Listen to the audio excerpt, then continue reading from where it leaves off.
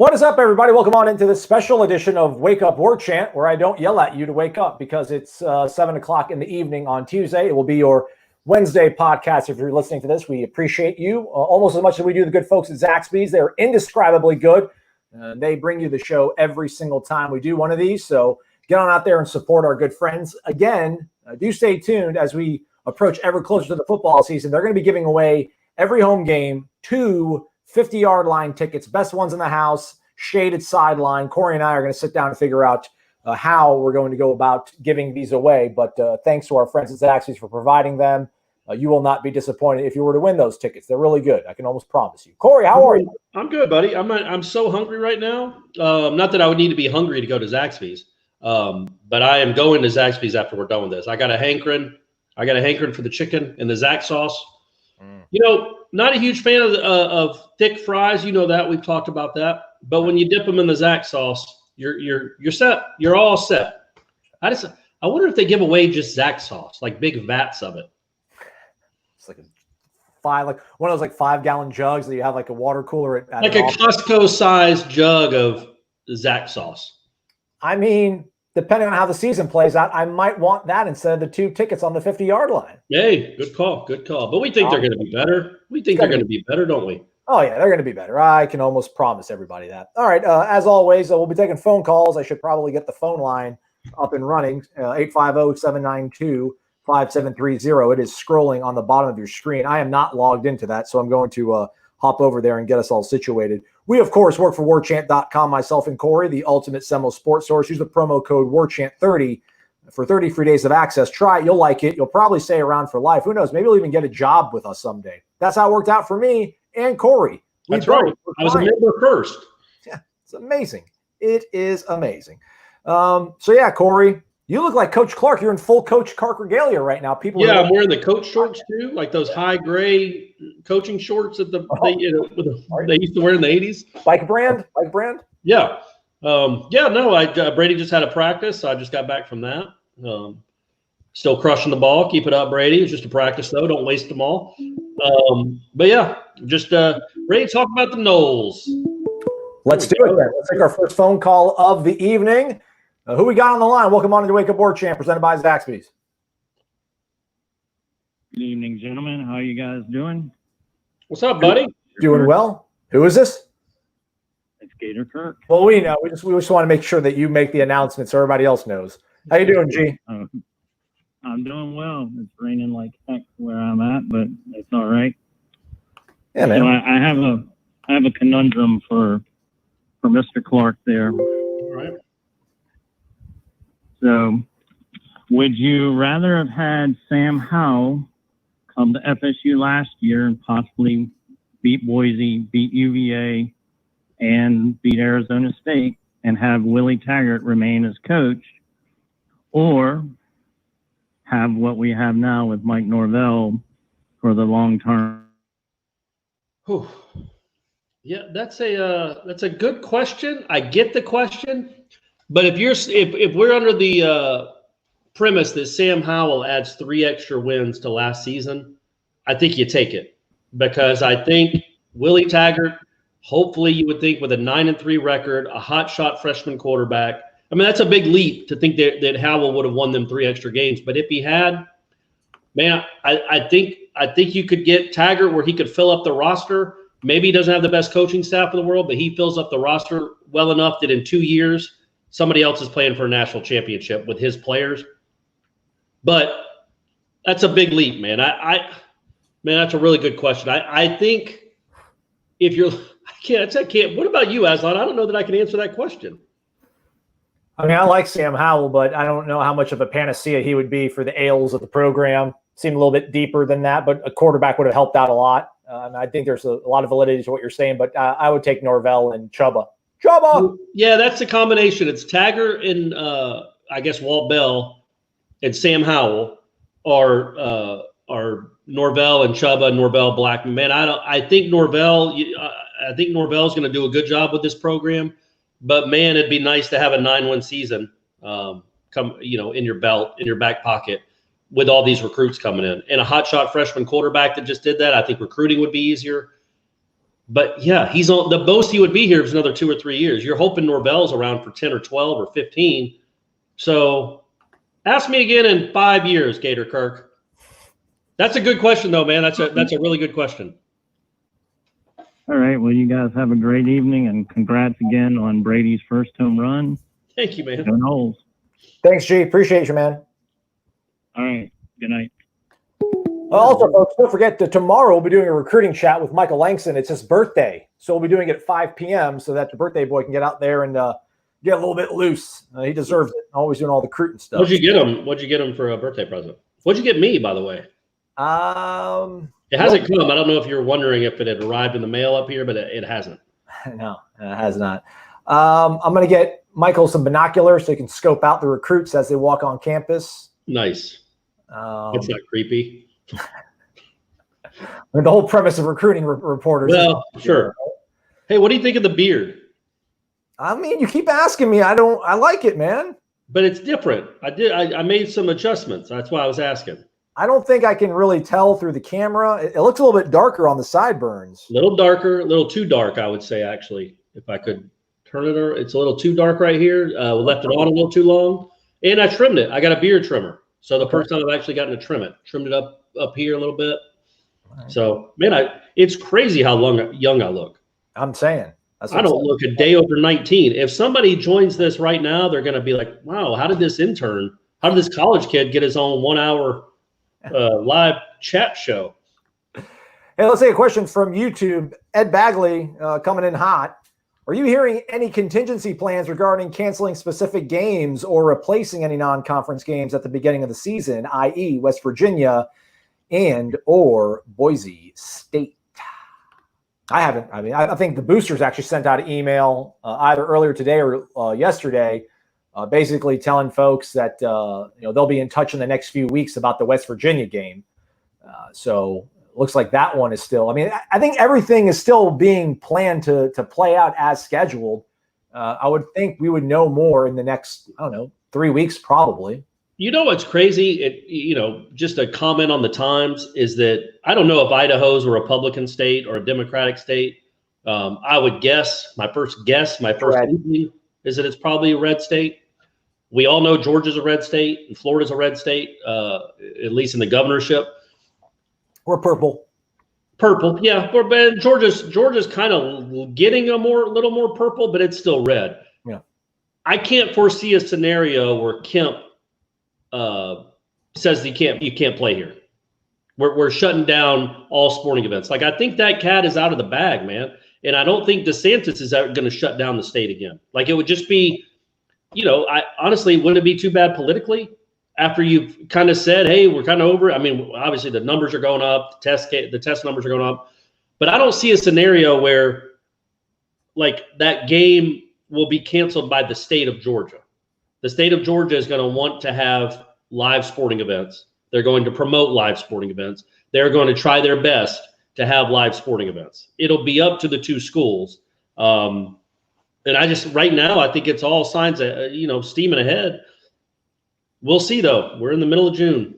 I don't know what a contingency plan would be. I guess I don't know what you could do. You could play like a smaller school in the state of Florida, I guess. Hey, let's take a phone call because it's ringing right now.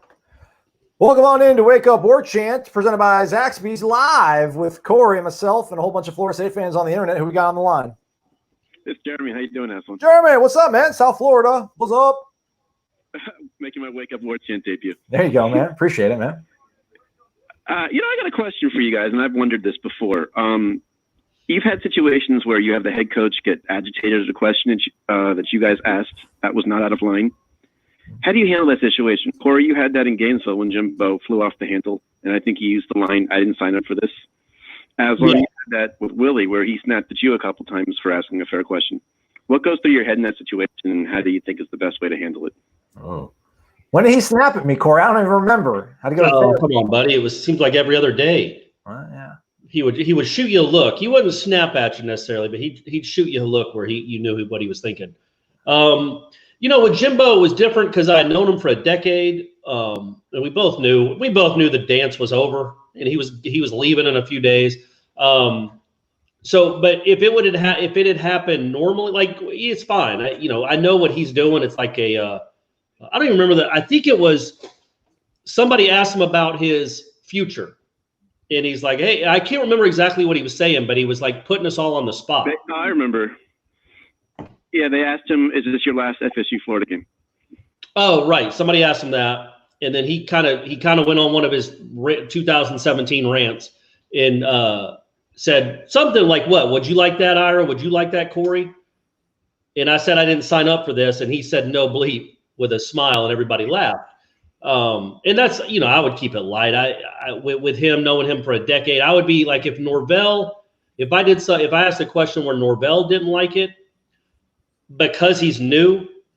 What I would try, like what I think in the moment doesn't really matter, but I got to have a relationship with the guy. It doesn't mean I'm going to like hands off. I won't write anything critical or say anything critical. But if I think he misconstrued a question or got angry at the way it was presented, I would try to organize, either catch him after the press conference or talk to Derek, the SID, and say, "Hey, can I meet with him just for a few minutes to explain what I meant by that? Just so he knows, so we can move on. We're going to work with each other." And I think Norvell is the type of person that would absolutely be open to that. I don't know. I think Willie maybe too, but I definitely think Norvell would do that if there was a chance. It wouldn't really bother me that much. I feel like I'm a little too old now to get worried about these guys barking at me. And luckily it doesn't happen much, Jeremy, because I ask such astute, wonderful questions where they just enjoy them and they enjoy me. Right, Aslan? You're so likable, Corey. Right. It's like you try to help offset me, and then Ira does all of his good deeds to put us in the good graces. Yeah, Jeremy, it's a tricky thing. It gets tense. I mean, I'm not like Corey. I mean, Corey's a little more conscientious about going out of his way to smooth things over. I mean, I wouldn't unless I thought I was out of line or Gene was like, "Hey, you were out of line with that question." I mean, they're grown-ups. They're going to get tough questions, especially when they're coming off a loss or something like that. So it's just kind of chalk it up, charge it to the game is how the kids would probably say it, man. So that's how I live my life. All right. Well, thank you guys for having me on. I appreciate it. Yeah, Jeremy, anytime. Charge it to the game, Don Rurik says that Taggart didn't like me. So, well, yeah, I don't think Taggart liked you. He didn't like me. But I'm good. He has my back, he says. There you go. Nice. Thanks. Appreciate you, Don. Appreciate you. Also, Boston Noel throwing some shade at me. I mean, listen, my hair is ridiculous. So if I were to trim my beard, it would make my hair look even more ridiculous. It's got to be proportionate. So it kind of is proportionate. I think next week I'm gonna brave it out. Next week it'll be Chop City over here. So that's. And then you're gonna trim your beard. Yeah, I'll trim my beard. Yes. Okay, you're right. Yeah, it would look weird if you're all trimmed up in one spot but not the other. Yeah. Somebody asked us about Brady's home run. Did you video it? It didn't happen if you didn't, but his mom did, right? Shannon videotaped it. Yeah, it's on Facebook. She did video it, and it's really funny because you hear me saying "Go ball," and then you see it just not barely clear of the fence. You can barely see it. It's not a great video. I feel like I'm gonna have to buy her a better phone or something. I don't know. It's like, hey, where's all my child support money going if you can't video my kids' home runs? And then all of a sudden she just loses her mind. And so you see the ball go over the fence, and then all of a sudden you see blue sky and clouds, and then you see her lawn chair, and you hear her laughing and jumping up and down. But it was a really cool moment. I'm glad she got that on video. Did I lose you? Oh, there you go. Yeah, I mean, I don't know what's going on with my internet. To the best of my knowledge, they're all here. Manny Rogers is the only one who did not arrive because he's not academically eligible. We'll try to get some clarity. But first, welcome on into Wake Up Warchant presented by Zaxby's live on YouTube. I'm Aslan. Corey's here as well. Whole bunch of Florida State fans and the entire world's listening to you. Who we got? Ronye. Gwinnett in the house. What's up? In the house, what's going on? That's right. Well, are you gonna trip me up? You got recruiting questions for us? You're gonna talk about the team, Ronye? Nah, I'm gonna hold a recruit for when Michael's on next time. Appreciate you. What's on your mind, man? I have a question for y'all. This is a hypothetical question. Other than the Florida and the Clemson game this season, what game could turn this program around with a win this season? West Virginia, first game. Yeah, man, it really would be. You can't overstate how big that stinking game is, man. Because West Virginia is not very good. Florida State has more talent than West Virginia. You're on your third coach in 4 years. This fan base needs to feel good about itself, and more importantly, the team needs to feel good about itself. And they never have a winning record in September. So these kids on this roster right now. So I think that would be a big game, but I wouldn't necessarily see that's the program changer. I think, man, if you beat Miami when they had that kid transfer in at quarterback, I just think that's a really big deal. I think that would be a really big deal if you can go down there and beat them in Norvell's first year. It could be akin to Jimbo's first year, going down there and trashing that team that was ranked pretty high, I think, when they beat them in 10. If you can pull off something like that, I think that would be a really big deal. I stand by. I said what I said, man. West Virginia, win the first game. Get some confidence. Get this thing rolling, man. Little smidge of turmoil, with the whole tweet stuff and the, family team talk not maybe happening, and a little bit of a turmoil, like I said. Rally up, beat West Virginia, man. Sky's the limit. But you could lose to West Virginia and then win every other game but Clemson, and people will be sky high. But I don't know if you beat West Virginia and lose to Miami, people will be feeling all that great about things. Oh no, I think I find it hard to imagine you'd beat West Virginia and then you'd start tanking out games. But yeah, I mean, and I find it hard to imagine you would lose to West Virginia and you're just gonna, we're all right. I think West Virginia, it's like a twofer again, kind of the way the Virginia game was last year to a certain degree. So Miami's never a bad choice. I mean, that'd be good to kind of assert some, dominance in the state to a certain degree, right? Show Manny, whatever. Take your portal nonsense out of here. So, Rania, you going to go to the game if it's played in Atlanta? Oh, yeah, we'll definitely be there, definitely. All right, man. Well, hopefully we'll see you there. Hopefully they'll play it. Yeah, look us up. If we're actually all together in the same vicinity watching a live football game, holy moly. I'm going to give you a big hug. I'll wear a mask, but I'm going to give you a big old hug. I'm going to give you the deuces, Corey. No hugs, the deuces. No, that's fair enough, man. That's fair enough. You don't have to hug me.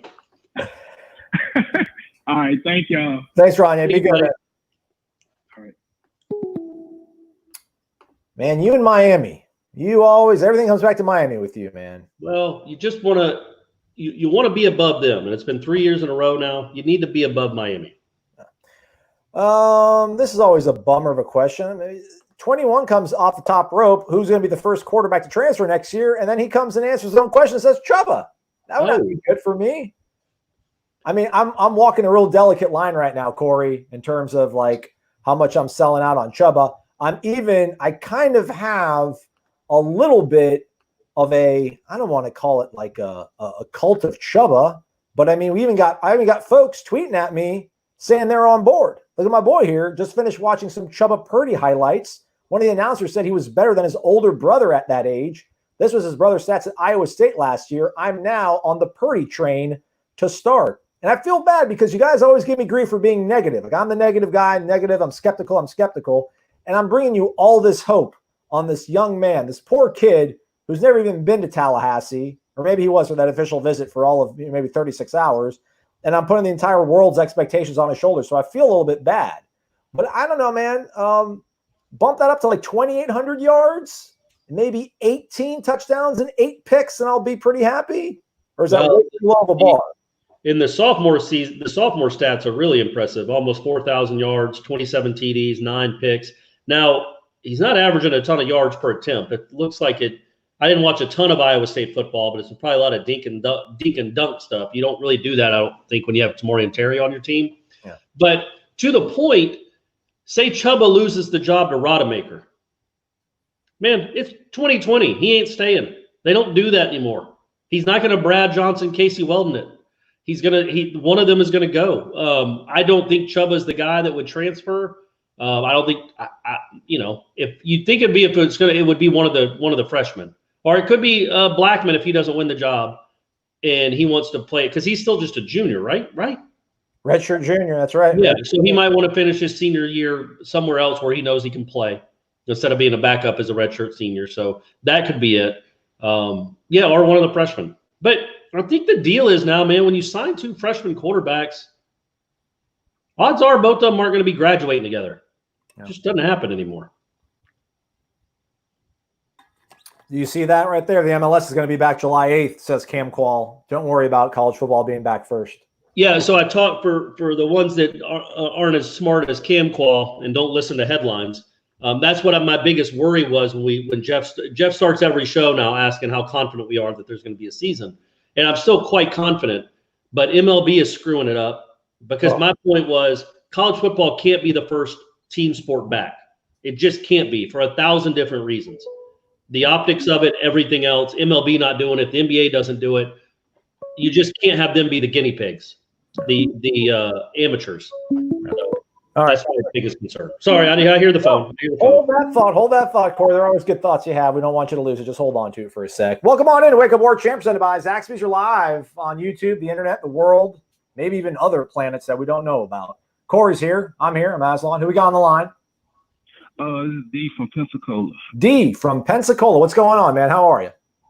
Good. How you doing? Good, man. Good. Tuesday, just cruising on through, man. What's on your mind, D? All right. I got kind of like an odd question to ask. We like that. We like odd going, questions. I was going down this Facebook video rabbit hole, and I ended up watching a video. It was a video of Tracy McGrady, and he's talking about in the video how he's a fan of Florida State. This was after we lost to Wake Forest, and he's just going off, talking about how bad we played, and this isn't FSU football, and blah, blah, blah. So then I started looking at a bunch of Tracy McGrady videos, and I saw one where he said before he went to the NBA, he was considering either going to Kentucky or Florida State to play college ball. Huh. And so that made me think about, I remember you guys used to always get a listener in, a question you always got to say, I think this is Tracy McGrady. But I was wondering, did you ever confirm that? And would you ever consider interviewing him? Yeah, we have somebody that posts Team McGrady. I don't. It's not Team Mac. How do you know, Aslan? It could very well be T Mac. In fact, I'm 99% sure it is T Mac now. All right. Well, I'll see if I can reach out to his representatives at ESPN. See, maybe we can get him on the show. Yeah, I know he's got some. He's from Auburndale, if I'm not mistaken. So he does have some Florida ties. I never knew he had a secret crush on us or was his childhood team, but I could kick the tires on that. I mean, I'm not doing anything else. How old was the Facebook video? I don't know. I just know it was after the Wake Forest game. The Wake Forest game from 19 or the one from like 11? I think it's on 6. I'm not sure, honestly. That's what I wonder. That's what I'm wondering about. Like if he was talking about Florida State in 2019, heck yeah, we should get him on. That would be awesome. Talk to T Mac about Florida State, like why he likes them, and really how close was he coming to Florida State? I would imagine that wasn't. I feel like he made the right decision. Got anything else on your mind, D? Yeah, I had one more question. Sure. All right, it's kind of like a hypothetical question, but the 2012 Florida State team versus the 2014 Florida State team, who would you take in that game? Man, we got this same question on headlines. This question's making the rounds. It's like the 3 duck-sized horses versus the 1 horse-sized duck or whatever. 14, you got Jameis, man. Yeah, 14, you have Jameis. And Ira also brought up a good point that Rashad Green could go to the 2014 DBs and be like, look, that 2012 Rashad is pretty good, but here's how you slow him down. Like he could scout himself. Because you're going to be playing against yourself. And like Trey Jackson could do that too. He could go up to, Derek Nottie and be like, hey, 2012 Trey Jackson really struggles with this block right here. Or he gives it away. So I would like the 2014 team, but mainly because of, number 1, you have Dalvin. Well, no, sorry. Number 1, you have Jameis. And number 2, you have Dalvin. I just think that team was even going to beat Oregon if they didn't turn it over 9 times. I mean, they just always found a way to win. And no offense to the 2012 team, but they got challenged like 4 times that year and they lost half of them. The 2014 team got challenged every week and they ended up winning all of them but 1. Good right? answer. Right. D, who's going to be starting quarterback for Florida State? I got Chuba. Chuba! It's starting, man. It's starting. It is starting. It is Create a monster. D, thanks for the call, man. Thank you, D. I'm starting to feel bad, Corey. I'm gonna put myself on trouble probation. I'm not even gonna say his name for like another week and a half. Okay. Just don't want to do it to the kids. It's not fair, is it? I mean, it's not fair. Sure, it's fair. He didn't come to Florida State to not have fans wanting him to start. It's the deal with that position. Let's see here. Shout out to JB Town 321. Can we talk more about offensive tackles or some running backs that may be interested in us? Yeah, we can do that tomorrow. 5 p.m., Michael Langston, recruiting chat. He'll probably give us some insight into his hot board and whatnot. Otherwise, I don't have a lot of names in terms of offensive tackles. It is kind of crazy, though, when you think about it. They got that guard the other day, Bryson Estes kid from Eagles Landing Christian or whatever, somewhere in Georgia. I think he projects as an interior guy, although he's played a little bit of tackle, but not the largest classification, obviously, in Georgia high school football. I don't know why can't they just find a tackle? Like, what's so hard? I mean, they don't grow on trees, but there's a bunch of people that play tackle in high school. You need a tackle. Everyone's got tackles. Got 2 of them at least. Just find one. I mean, I have a feeling we have some big money boosters that watch this show. How bad do you want it? I mean, that's what you have to ask yourself at some point. How bad do you want it? You cool just, struggling with Wake, losing to Syracuse every other year? You cool with that? Or do you want to make some things happen? So all I'm saying. I hear you. I don't know if I want to dive into the top 40 because we haven't done the second part yet. You heard us on Monday's show give our first batch. I didn't even realize my guy Renardo Green actually did make the top 40. He was 35th. There you go. So I feel good about myself there. Leonard Warner actually made it too, and I felt bad about that. Yeah, I was giving us grief about that in text and then on headlines. And my point was, so it's from 17. All right, well then that's recent enough that Tracy McGrady is a Florida State football fan. You know what I mean? Like that's pretty recent. So he was mad after they beat Wake because they beat Wake. Wasn't Wake like a high watermark of the Taggart era? Yeah, they got on tape with the catch. That's what it became known as. And Florida State lore. Well, I was thinking about 18. Yeah, 17. Yeah, that's James Blackman's shining moment. Yeah, he had on tape for the drive, the catch. Yeah, that's awesome. Yeah, let's get him on. Let's do an hour deep dive with T-Mac. I'll see what I can do. I can't remember what I was talking about, but I was talking about something. The top 40? Do you feel any better about this team after? Oh, no. I was giving us grief about Leonard Warner because he's like, look, you can't judge any of these defensive players really at all because of how they were coached. And I was like, well, that's fair. I get that. And he's like, there's a guy that started 11 games and made 55 tackles that you guys just completely dismissed. And my counter to that was, yes, I agree. I was like, but I had no idea. And I do this for a living. I legitimately had no idea that he started 11 games. If you'd have told me he started 2 games, I'd have been like, yeah, all right, sure. Like, so the fact that I don't even remember him starting is not exactly a feather in his cap. Like Leonard Warner has had 4 years to kind of make a name for himself, and he still hasn't. So that's why I didn't have him on the list. But he could be a big-time player. I mean, not a big-time player. He could be a big part of that defense if for whatever reason Dix and McCray, because I think he'd probably be battling like Dix and McCray for one of those spots.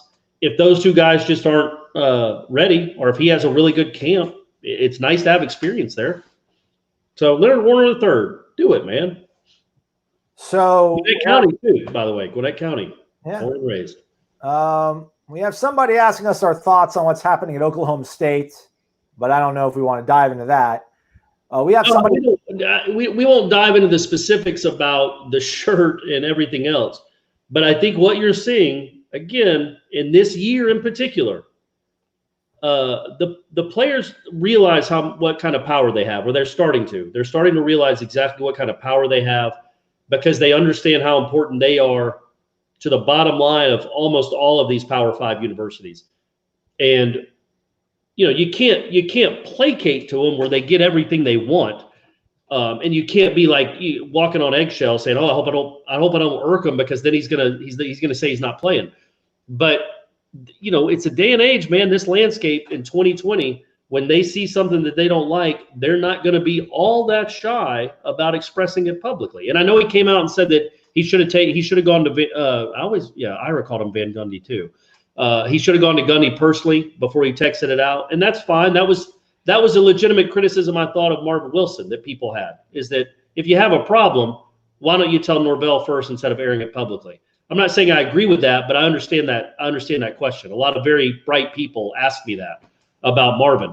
But yeah, I just think that's why, getting back to the overall point that I was trying to make, that's why I can't fathom college football being first. Because you're starting to see more and more of this on college campuses with these college football players. And if the NBA decides not to do it, which I don't think they will, I think they will play, MLB can go jump off a cliff for all I care right now. I'm so angry at that whole ridiculousness. If they're the first big, let me put this, the first big team sport of the major sports, I don't know how you can start college football before the NFL. I just don't know how you can. You can't have the unpaid guys go first. Air quotes for the people that are listening on the podcast. Yeah, the air quotes, the unpaid guys. You can't have them play first because they're going to have a lot of people in their ear, and they're going to realize it too. Like, hey, why are we doing this? Those MLB players are all multimillionaires. Those owners are billionaires. They couldn't work it out to play, but yet we're jumping out there so our university can make money. I think that's going to be a real issue if they have to be the first ones. Do you agree with that? You don't. It doesn't matter. It doesn't matter if you agree. I got like 5 things I'm trying to do behind the scenes while you talk intelligently. It's a drawback about doing it this way. Wasn't that intelligently? I've been taking this whole pandemic thing really seriously from Jump Street practically. Not to say that you're not, but I just feel like this country, by and large, when everything started getting lifted in terms of the stay-at-home stuff, I think people are over it. I think most people recognize that it's still out there. But these are young kids that, technically or whatever are not as at risk as our older, more vulnerable population. So if they can go out and play ball, then dag nabbit, I want my Saturday football. And I don't think it's going to be a big deal. I think in the fans' eyes, I don't know how much juice reporters are going to have if they start clutching their pearls over this. I think it'll fall on deaf ears because people. Yeah, I'm not pearl clutching. Oh, I know you're not. The reality is, there's going to be a lot of people and a lot of student athletes that are going to wonder why they're doing it when the professional athletes aren't doing it. So, man, I'm so mad at Major League Baseball. I could punt. But baseball, it's a money thing for them, though. They're not worried about their. But you have to see it work. Like, we have to see it work. We have to see what this looks like, not just in theory, but in practice. Because there are going to be people that get sick. There are going to be people that have to be put on a DL or an IR or whatever. College football, it would be very beneficial to see how the NBA looks dealing with it and to see how Major League Baseball deals with it. And then college football could follow the blueprint. Okay, this is what they did. This is what they did. But you can't just fly blind with 120 different entities. There's not like one really Major League Baseball is one umbrella of 30 teams run by one guy. Hold the thought. We have a caller. Welcome to the Warchant Live, presented by Zaxby's. Who we got? This is Wilson Lemieux from Amarillo, Texas. All right, there we go. Wilson? Amarillo, which means yellow in Spanish, if I'm not mistaken. It does. We're the yellow rose of Texas, but really we're just dirty. It's just dirt. Hey, Wilson, any relation at all? Yeah, it's my cousin, Mario. Oh, sweet, man. I thought Claude. I was more worried about where Claude would be. No, man. No, I'm not related to Mario Lemieux at all. Oh, well. Texas, if we were anywhere close to him. I was going to say Amarillo and Canada. Yeah, it's very far apart. But it's so good to be talking to you guys. I've listened to you guys for the past 3 years. All the time I'm posting stuff on Seminole Headlines. And you need to tell Jeff, Corey, that you're carrying that show. Oh, trust me, I do. Almost daily. He thinks I'm being sarcastic, but I know where the money's at. And it's with you. If there's going to be a bald man on campus, it's got to be you. Exactly right. And I tell him that. I think he thinks I'm being sarcastic, but Wilson, you and I know the truth. Like, Ira, God bless him, but he's happy. I drank a Michelob for you Sunday for your birthday. Oh, yeah, that's right. Thank you, buddy. I appreciate that. And hey, Aslan, so I work in video production too, and I got to tell you, you're adding a lot of value over there to Warchant. So if Gene's listening, let him know that you guys have it going on because of your video component. I appreciate that, Wilson. Checks in the mail, man. You said Amarillo, 2 L's, right? 2 L's? Yes, sir. Yes, sir. So I know you guys got a lot of stuff going on. I don't want to stay on the phone too long, but if you guys have to pick one breakout star that maybe hasn't shown a lot over the past couple seasons, it could be a redshirt senior, it could be an incoming freshman. Who do you guys think that's going to be? I really kind of think that Brendan Gant might have a breakout year this year, considering that we've got a really good defensive coordinator. Ooh, I like that. I like that. He plays with reckless abandon. He might need to play with some more controlled aggression. I like Pokey. I think Pokey, we don't value him enough. Pokey and like Emmett Rice. Probably those two guys I'll throw out there, Corey. I think I kind of talked myself into it today, doing headlines. I think I'm sorry. Kalen, final answer. Kalen Laburn. Oh man, you just named half the team. I think I've talked myself into Akeem Dent.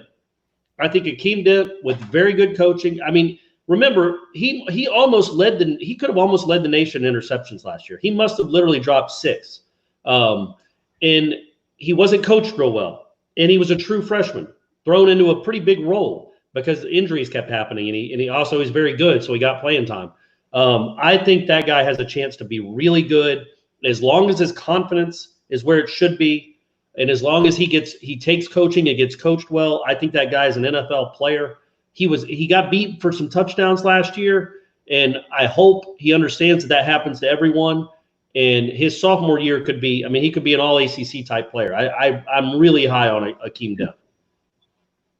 Well, I will say it didn't happen to Derwin, but anyway, I think Travis J might have a lot to bring to the table this year. Do we have any updates on if he's going to be able to play? It was a great thing. He's situated last we heard. Yeah, he's good. And right now they have him at corner. But I mean, they got some corners, man. And he's a really freakish kind of talent for his size to be able to move like he does. But I wonder if they want to get him on the field, if maybe they think about moving him to safety or some other nickelback, something besides just straight up corner, just to get him on the field sooner. But I say that, and then when was the last time that worked out? Like they moved Levante Taylor all over creation. When did that? He just kept getting worse. They tried it last year didn't they try it last year with Stanford Samuels? Yeah. Yeah. It just doesn't work. So maybe he's a natural corner and it's going to be really good. There's a chance, but he ain't beating out my boy Akeem Dent. So he might try the other side, see if Asante Samuel slips. Man, well, it is good that we're still loaded at corner, but like, who's going to start coughing up the money for these tackles? Oh man. I've talked to Gene about it. The license and imaging, the NLI stuff is starting next January, right? Where they can make money. So Warchant can certainly have a guy make sure the best offensive lineman in the country has a nice, sweet package from Warchant. I would say, what would you think, Aslan? $5,000-$10,000 a month to be like a spokesman for Warchant? I was going to use Wilson's endorsement to maybe get some of that money for myself, but if we no, Aslan, you're out of a job. You're out of a job. But Warchant is going to produce an offensive tackle for this program, man, because we've got to turn this thing around. But hey, thank you guys. I'll get out of y'all's hair and let y'all talk. But thank y'all so much for doing all this. It makes the world a difference, and it's awesome. Thank you, Wilson. Appreciate that, man. Take care. Talk to y'all soon. Bye-bye. Did I cut you off before we took the phone call? You were on heater there, I felt like, for a little bit. No, I was done. I was basically saying what I wanted to say, that I want one of these professional sports teams to have a full season, or at least most of a season, so we can see how it works. So college football, the powers that be, get an idea of how it should work. So they're not just throwing mud against a wall. And the first time there's 6 kids that test positive on a team, got to cancel the game. And then we got to cancel the next game. You see how these other teams deal with it and go from there. You can't be the first ones. You can't be the canaries in the coal mine, man. College football cannot be that. Well, I mean, the NBA, we don't feel confident. We don't. And the thing that gave us pause over the weekend was Kyrie's thing, which hopefully they're there you go, Cater Kirk. The NLI is June in Florida. NI, it's name, image, and likeness. NLI is National Letter of Intent. Oh, yeah. So I keep getting those confused. They couldn't have come up with something better. But then Kyrie said what he said on that conference call, but that was more, I don't think that was even all that necessarily worried about the safety of the players as much as the platform and what they want to do with their time. with everything with what's going on in the country that's not COVID. But still, I want them to be out there. I want them to play. I want to see what the NBA looks like. My fingers are crossed that they're all going to Orlando in what, a month? Yeah, end of July. Maybe less than a month. They're doing the bubble thing. I mean, college teams are not doing the bubble. That's what I'm saying. So let's see what it looks like with the NBA in the bubble, and at least we'll have like a baseline of that it can be done, and then we'll move from there. MLB, they might not play again until 2030. I don't even know why Brady's playing baseball anymore. I guess he could go to Korea. Maybe that'll be his dream, is to be a Korean baseball player, because it's not going to happen in this country. PJ Shinole, does the O-line have any chance at protecting Chuba? If not, is it a great idea to start either quarterback? So I want to use this opportunity to let's just watch some of my guys' stuff here, man. All right. Is this a run or a pass? This is what do you else think? I mean, look at that, just setting his feet. Look at that. Come on. Look at that. Look at that, Corey. Just look at him. Look at him running. I haven't watched this since they signed him. Like a gazelle. Everyone keeps talking about Jordan Travis. How about my guy? Look, it's not electric speed, but he is a big dude. He's physical. He doesn't mind running. Let's see what this throw looks like. I mean, all these throws are him getting pressure off the edges and then taking one or two steps to the side to avoid it and then throwing. Look, hey, anyone watching this could have made that throw. Oh, that guy was wide open. I mean, look at this. One pump fake. Look at him Okay. Yeah, and that was off his back foot because he was getting hit. Look at that receiver. Look at the wheels on that kid. Bring that guy in. Let's bring him. Pull him in. That's Chuba's guy. Look at him moving the pocket. That's a really good throw. That's a nice throw there. My thing is the whole thing. I think he's actually a Cubs fan, PJ Shinole. It looks like he's got a Cubs hat on here. And the whole thing of, why not us? Right? That's been the rallying cry for so many teams. Why not us? Why can't Florida State be the team that has like a freakish freshman that just comes out of nowhere? Yeah, why can't he be Sam Howell? Yeah. Why can't he not? I hope so, man. They look at similar skill sets, kind of bigger kids that run. They're not afraid to run. They're physical runners. Good arm, like Sam Howell. A lot of people made a big deal about his running when he was still a Florida State commit, because he'd run for 120 yards a game in high school, it seemed like. But you'd watch the film and you're like, I don't know, man. I don't think that translates to college, him running the ball. And he didn't. I think he ran. I looked it up last week. He didn't run at all last year. But it didn't matter. He can move in the pocket, which is a really big deal. And so I think, the offensive line, certainly we're not expecting it to be great, but Chuba does have some mobility. He does have some elusive. I think he has some, he can break some sacks. He knows what to do with the ball, where the ball's got to go. And I mean, I don't know how long he's been playing in that offense per se. And he's not going to have as much time, obviously, to get brushed up on it. But man, like if he can feel the pressure and make the throws that he makes, and again, I know it's a big jump in competition. I don't want to get too carried away with all this. I mean, that's the thing, and you've said it, man. It's about being comfortable and being able to make the right reads at the right time. I mean, more so than athletic ability, because we don't think.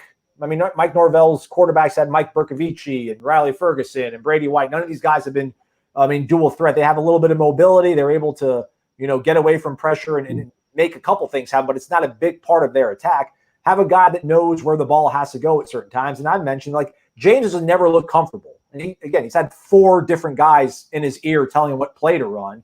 That's going to be kind of tough on a young man. But even his big plays, it's him almost overcoming being late on a throw because he has a pretty decent arm. Nothing ever is really all that natural and comfortable for him in the pocket. It just maybe one of these guys can. Yeah, and I think you look at Norvell's quarterbacks that he's had. None of them were special. None of them were NFL guys. The guy in Memphis isn't an NFL guy. Maybe he makes a roster. But good quarterback. So Bercovici at Arizona State was a good college. No, good quarterbacks, good college quarterbacks, which is exactly what you want. My point was, I think when you look at the physical tools, this guy might be the most talented quarterback he's ever brought in. Like certainly, I think the highest rated quarterback he's ever signed. Yeah. And he's done really well with not so highly rated guys.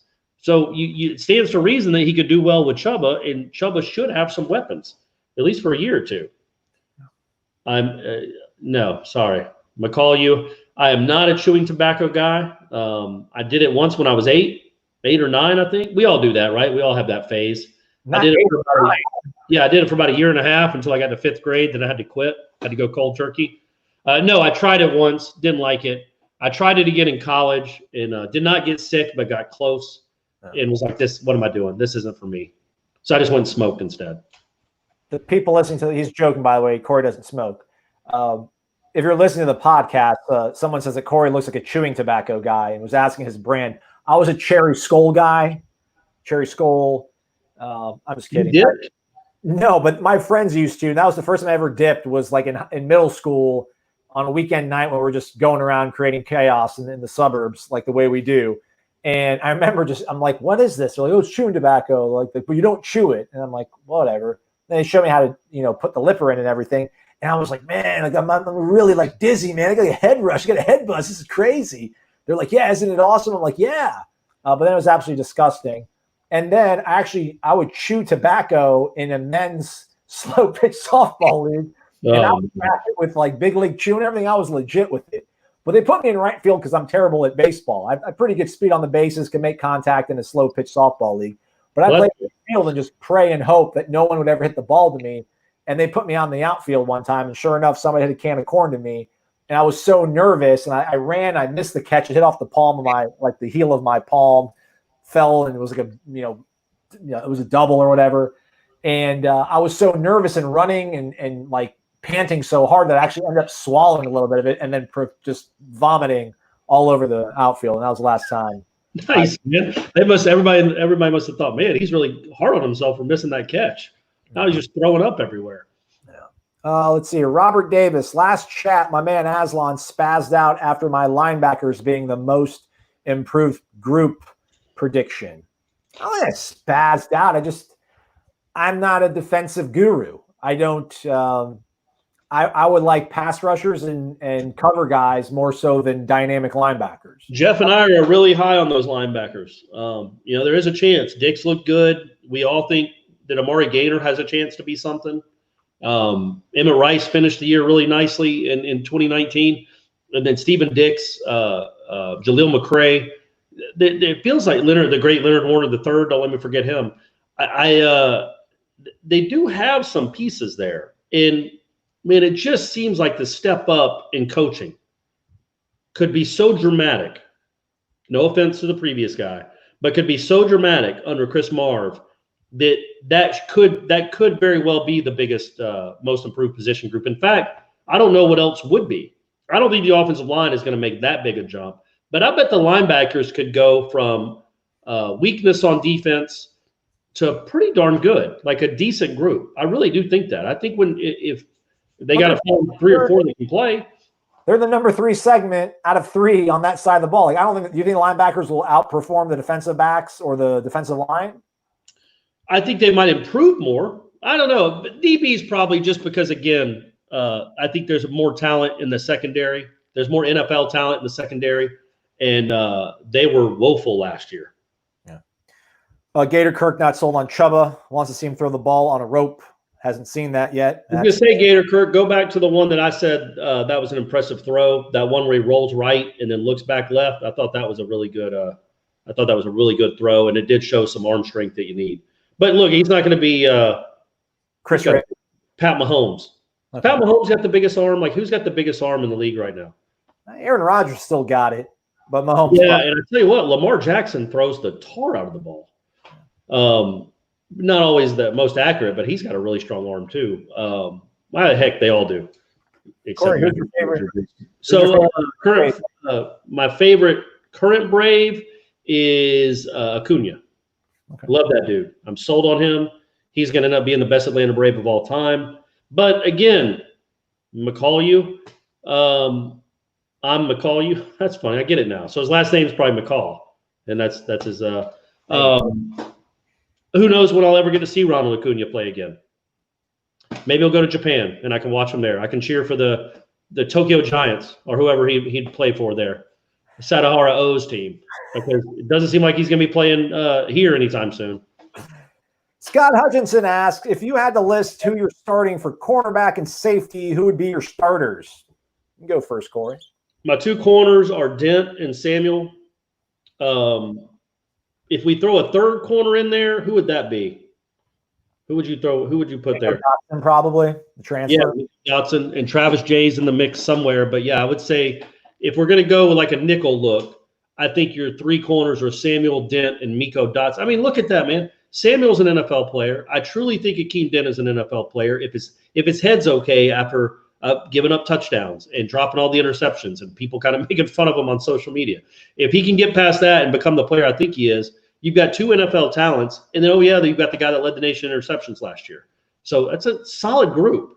And then safety, Hamza, and then I don't know what are we doing with Lars Woodby?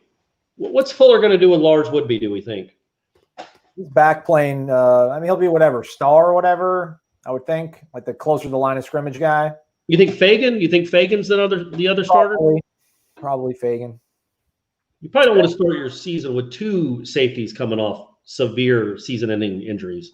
I don't want to tell these guys how to do their job because they're smarter than I am. I mean, I understand trying to put Travis Jay at cornerback first because, I mean, I think Ira was saying when he spoke to Adam Fuller that, just cornerback is so much more important to what they do schematically than a good safety. Right. But I just think Travis Jay I just think he's probably better suited at safety. But again, I mean, give him a shot. But I like Renardo Green. I think Renardo Green will be another good cornerback. Yeah. But I would probably say, yeah, that sounds good, though. Asante and Akeem, probably your starting cornerbacks. I mean, Akeem was a 5-star on Rivals. Asante was a 4-star. He might have been 5 on another network. Hamza is a guy that I like. I like him a lot. The injury thing kind of gives me a little bit of concern. Cyrus Fagan was off to a pretty good, strong start in the spring and was one of those guys that we've kind of forgotten about. And then, Brendan Gant, and where does Travis Jay fit into this? And you know who else? You know who else that I was really impressed with was Raymond Woody. Yeah, Raymond Woody. I keep forgetting about that dude, but that dude was really impressive the first 3 days of spring, and he played a good bit last year as a freshman. And I think he's got some ability. I really do. Man, it's going to be tough to get on the field. Demore Tate as well, the true freshman. Who knows? He might be a guy that's ready. Don Rorick follows up and says, will Acuna be better than Chipper? Yeah, I think, and Chipper's one of my all-time favorites. I love that guy. He was competitive. He was just a son of a bee and played hard. I think right now Chipper could go out and hit 280. He's just such a great hitter. But I think Acuna's even better than him. I think Acuna has a chance to be one of the best of all time. We got a couple text messages. I was going to read this one before we talked about Oklahoma State, but we'll get back to that one in a second. Someone just texted us a minute ago. Tom from Ocala. Corey, you should take Aslan whitewater rafting. Ooh.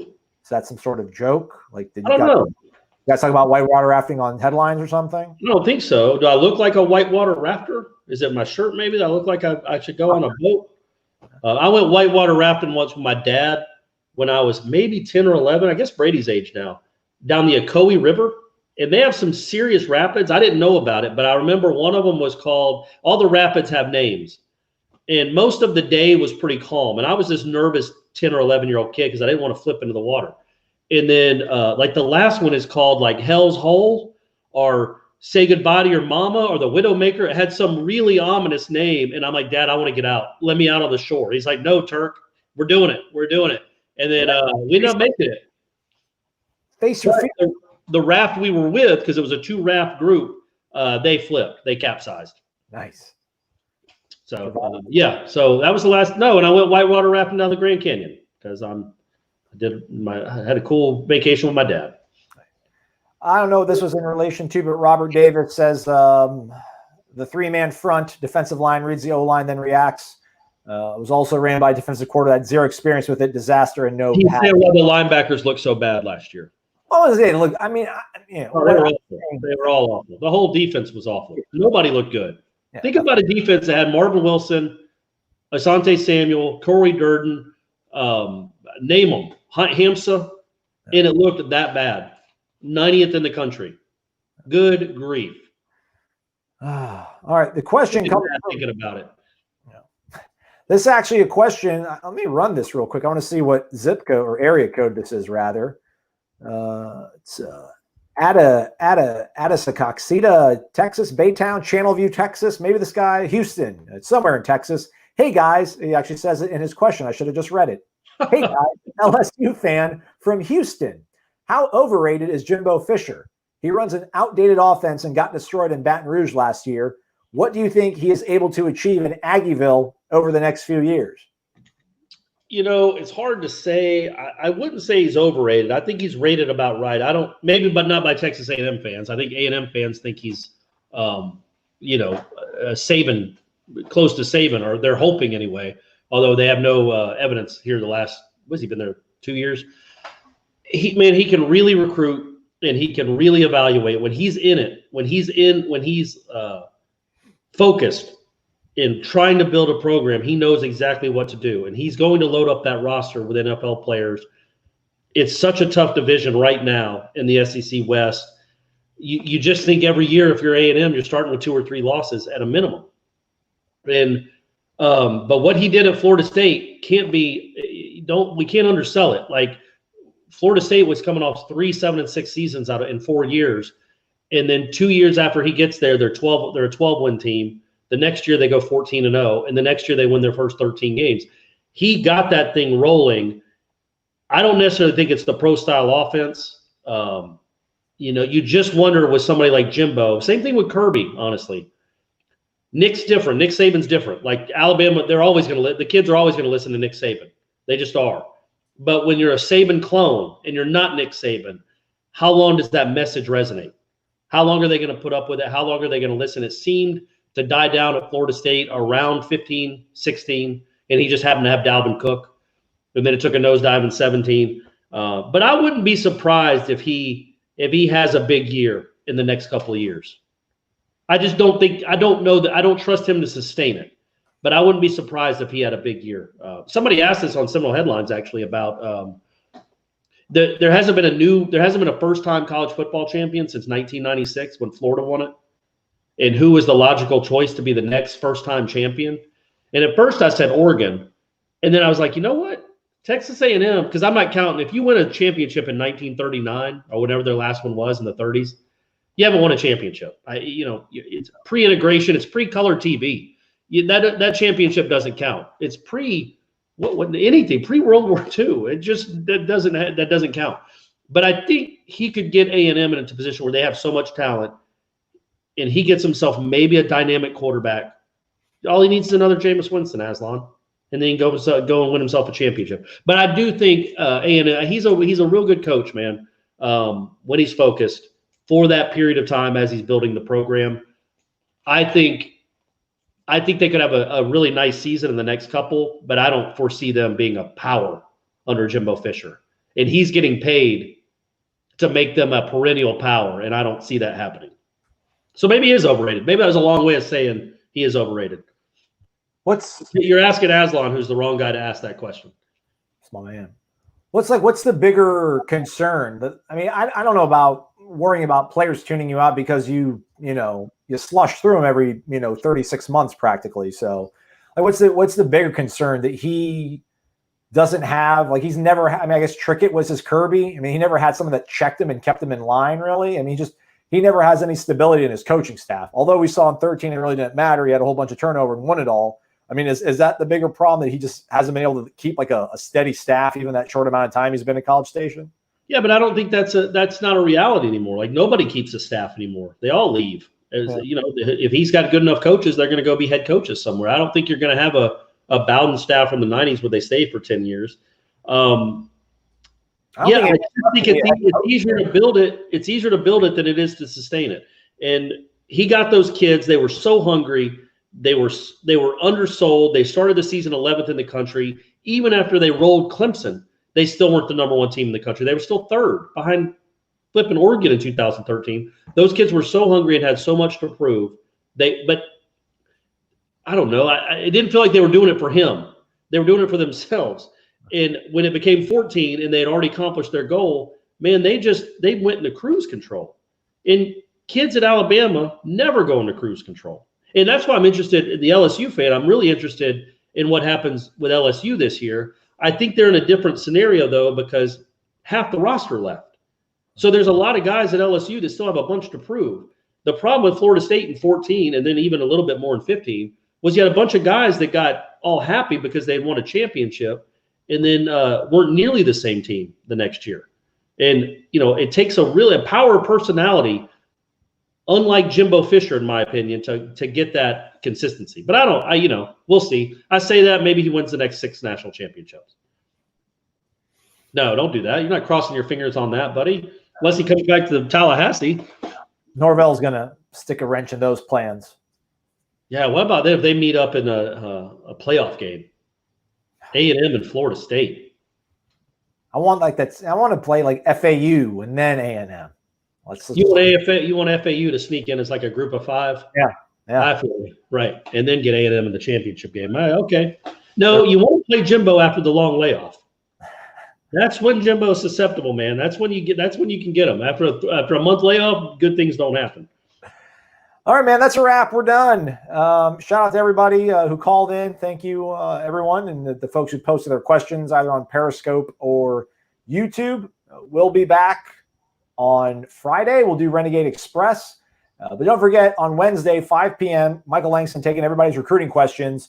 So that ought to be fun and insightful. Yeah, we'll see you later, folks. For Corey, I'm Aslan. Thanks for listening or watching this edition of Wake Up Warchant presented by Zaxby's. Indescribably good.